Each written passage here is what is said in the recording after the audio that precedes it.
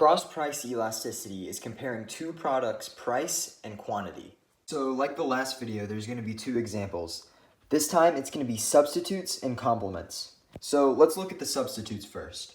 So in this example, we have Arma and Red Dead Redemption, two games that are substitutes of each other. Arma, their price goes from $500 to $550. So I know Arma doesn't actually cost $500, but let's just say that's happy points. So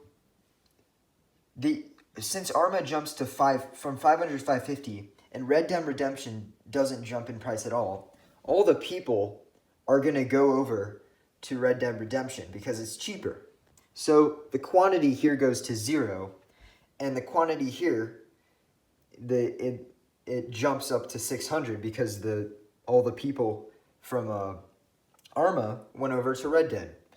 So what does this mean? Well, we have to get the percent change for both of the substitutes. So how do we do that? Well, because 500 goes to 550, that means that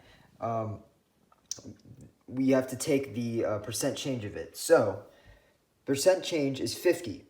So then we put that in the numerator, and then how do we get 525? Well, that's the average between 500 and 550.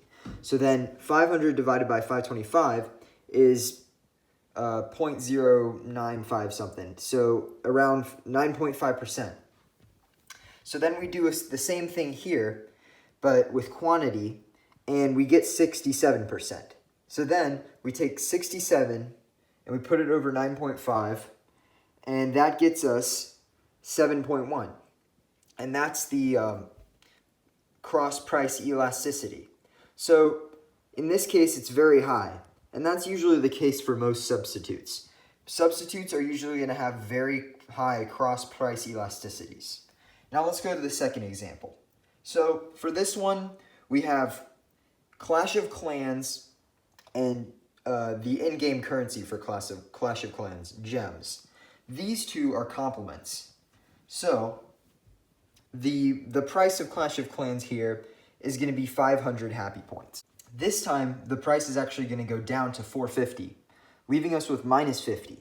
Doing the same thing we did last time, we're going to make it a fraction, and we're going to get negative 12%. So, moving on to gems, because the price went down for Clash of Clans, the quantity for gems is actually going to go up because more people are going to get the game and more people are probably going to play and get gems. So that means it's going to go to 400. Do the same thing. We get 29%. So 29% over negative 12% actually equals negative 2.4% cross-price elasticity.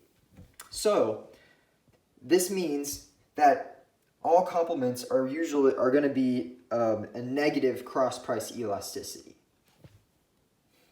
That's it for this video. See you next time.